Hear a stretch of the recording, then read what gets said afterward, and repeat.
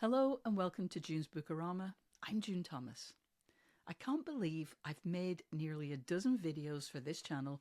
This one is officially the dozenth, without doing one on the topic of stationery.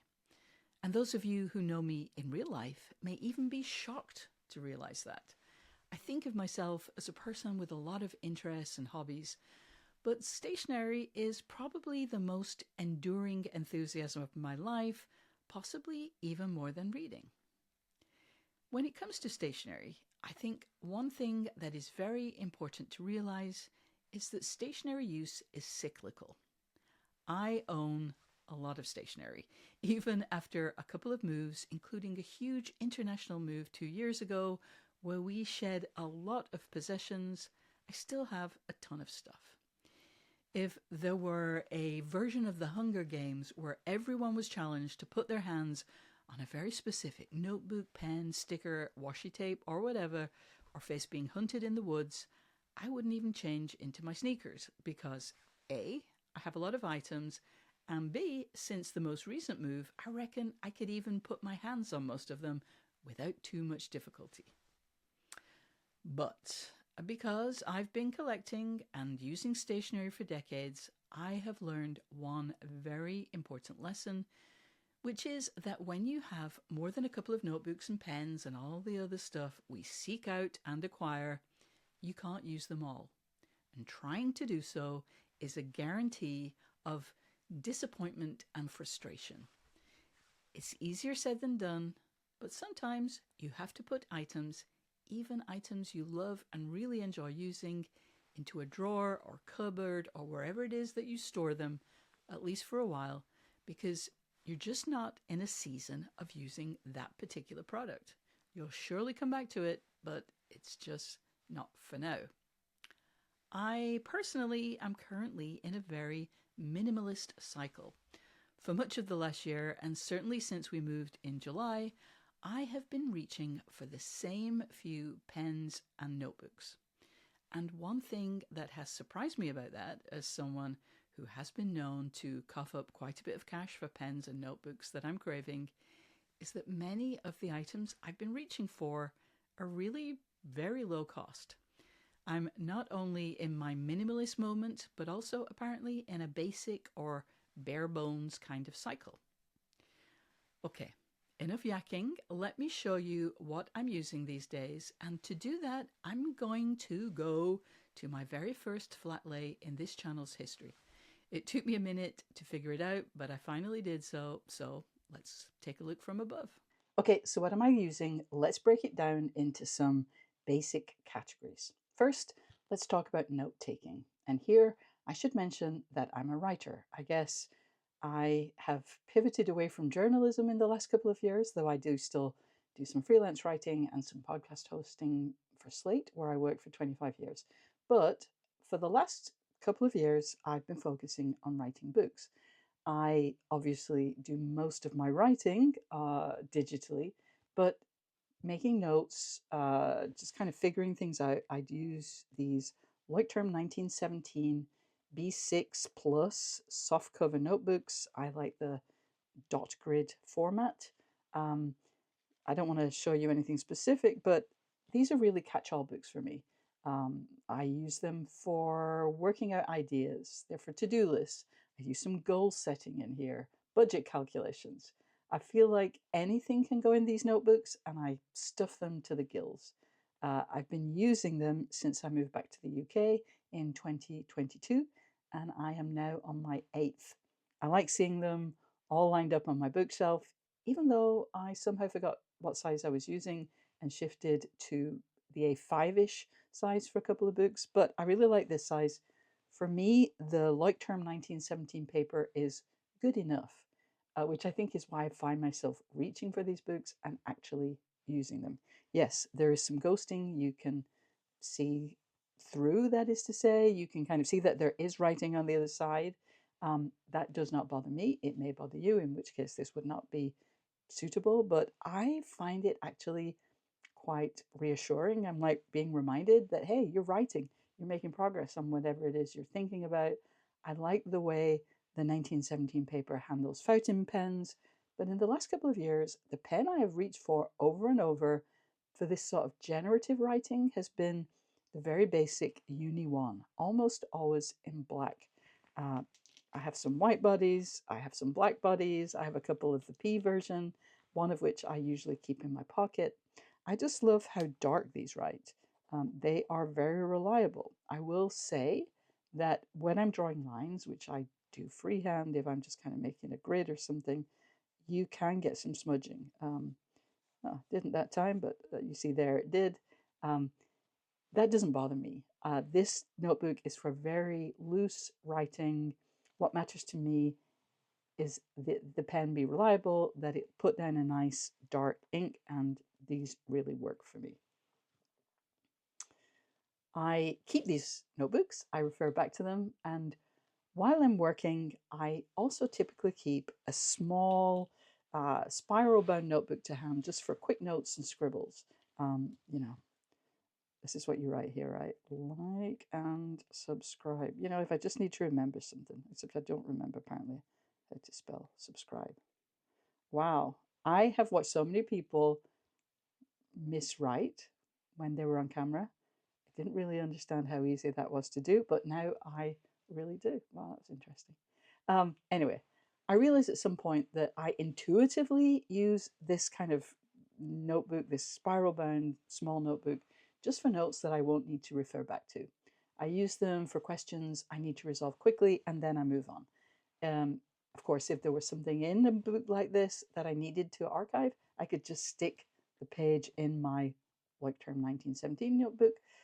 And I have mostly used the smaller spiral decomposition books for this purpose, but currently I am using this wee Midori.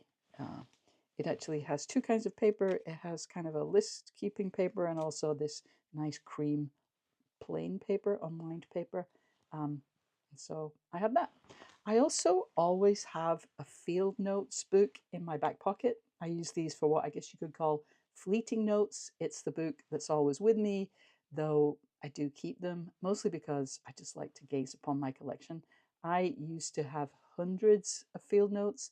I gave away and sold dozens and dozens of them before we came to the UK. I still have way more than I'll ever need, in part because I have far less need these days. When I was working in an office, I usually went through one every month or so. Now they typically last a quarter or more. The one I'm using right now has been in my pocket since the middle of October 2024, and there are still about 5 pages left. I guess the next category is planning. In 2025, I'm using a very basic MUJI planner. I keep my appointments or date and time responsibilities in the zone on the left, and then I keep a list of my priorities and possibilities on the left. I won't show you my real list for next week, but on the right, I list 3 things that I really need to get done this week in that priorities section. And then in the other possibilities section is for things that are on my radar. It would be great to cross off the list. I mostly use the Uni 1 and mild liners in here, but I do try to use friction pens of all kinds, whether it's the basic pen or perhaps a highlighter. Um, I'm not, again, worried too much about neatness. That really isn't a factor here. This is a very practical, very functional planner. It's more just that I want to be able to read whatever is written in here, and crossings out can be tough to process. I do have some correction tape, but honestly, that feels a bit excessive. I go over the week's plans each Sunday evening, and in addition to making sure that my MUJI planner is up to date, I start a new weekly note in Obsidian, which is my digital note taking tool of choice. And then I also update the note card that I keep just under my monitor. I have a lot of note cards in my stash, but I must admit that I write my appointments and so on in pencil, and then I erase and reuse them every week. I can get 12 or 13 weeks out of a card before it starts to seem a bit worn out. And I mostly do this because these cards, which I'm not going to show you the front again, but they were made by Nockco. That's Brad Dowdy, the Pen Addict's old company. They're no longer available, and I just love them, and I want to stretch out their lifespan as much as possible. All right, the next category is journaling. Every day I make a record of what happened that day in a Leuchtturm 1917 A6-ish hardback book. This is something I started pretty much after we moved to the UK in 2022, and I have accumulated 8 of them so far. This is number 9. I do like to see them on the shelf, especially, I always, when I finish them, I mark, what number it was, what time period it covers. I that feels good. It's a little hard to describe what I'm going for in this book. It's a description of what I did that day, but it's a combination of facts and feelings. This isn't a dated book, of course, so I can write as much or as little as I want. I typically just do one page, but if it was an extra busy day or if there is a lot I want to process, I can write more. In 2025, I am also attempting to keep a logbook. This is inspired by Austin Kleon. This is a place to record the facts of my life. What I read, watched, listened to, ate, any significant event. I tried this for a while in 2023. I abandoned it for some reason. But I recently came across that 2023 logbook and I found it super interesting to page through. The sort of banality of it was almost a feature rather than a bug. So I decided to give it another go this year. Those are my daily writes, so to speak, but there are a couple of other books that I use sporadically. I have a bunch of traveler's notebooks, but in this one, I do what I've heard other people describe as therapy journaling. If something is bothering me, I find that just writing down my feelings about that issue can at least reduce the frequency and intensity of, I guess, intrusive thoughts about that thing. I also sporadically make notes about things that I'm reading in a passport size traveler's notebook. I pretty much always use fountain pens in these books. And no, I don't really know what that means, except that I do currently have a Galen leather, uh, it's called the Everyday Book, but it's Tomaway River paper in the standard TN size, and it's really nice to use a fountain pen on that paper. So, hey, I get to use my notebooks. Okay, there is one more category of stationery use, and that is things that I do for the sake of creativity. It's a pretty vague term. It can take a lot of forms, but I'm basically talking about things that I do for no purpose other than to entertain myself. It's just pure play. This has taken a lot of forms over the years. Sometimes I make books, sometimes I just decorate pages. Sometimes, I think I've got an example here. This is a book that I made with different kinds of paper in it. Sometimes I'll just write down things that I did that day. This is not deep. Mostly, really, this was not to keep track of the details of the day, but more just for the playing with the supplies.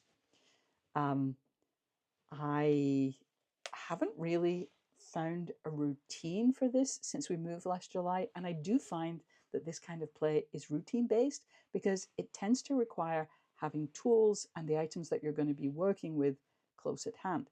And setting that up in the place where you're going to be doing it, which for me tends to be the couch, isn't always as easy as it might sound. I don't want to make a mess in the living room, which I absolutely have done in other places where I've lived, and so I want to learn from past mistakes. One thing I sometimes do when I'm not quite set up, because it doesn't require many different pieces of stationery, is making zines. I usually make them with just pen and paper, usually my favorite Caran d'Ache 9.99 bicolor red and blue pencil, but I also recently made a couple using prints that came from thermal cameras or thermal printers. I would like to explore that a bit more. As you can see, this one is about my cat. This one is about me standing around holding up copies of my book. My book, of course, being A Place of Our Own, Six Spaces That Shape Queer Women's Culture, came out last year. In recent weeks, I have been doing something new, something that just kind of emerged from what I had to hand. And that is making, I have no idea what we'll call these. Let's just call them deco zines. um, I just have been making them with pieces of, I guess this is A5 ring binder paper. Just fold them up like zines and then use paper and supplies to decorate. And for some reason, I've also been drawing faces on them. Usually, the people whose faces show up are folks on TV at the time. If it seems like a lot of the faces are of older gentlemen with comb overs, that's because we often watch Murder, She Wrote, which tended to have a lot of fellows with comb overs in the cast. Um, I think when I started making these, I kind of thought that I might use uh, individual pages, just kind of rip the eighth and use that uh, in another book to kind of decorate other books I might work in, kind of the way I decorated the bags that I used to put into handmade journals. Let's see if I can find one of those. Oh, actually, here's one. We will hide the content, but see, I used to put these bags into. So it's just a bag. I fold it in half, decorate one side, and then put it in so it can be used as a pocket. This was just something I again used to do with just playing with things, and I kind of do that with these, whatever we'll call them, deco journals. See, I use stamps, rub-on transfers, stickers, uh, again, these weird little drawings, old pieces of paper. It's just a way to play with materials. If you have any ideas for what I could do with these, I would love to hear them. Please put them in the uh, in the comments below. I think I should probably make a separate video about this sort of creativity-based stationery usage. So let's just leave it here for now. As always, if you have any thoughts or questions, please post them in the comments. I would love to hear from you. Thanks for watching. I'll see you next time.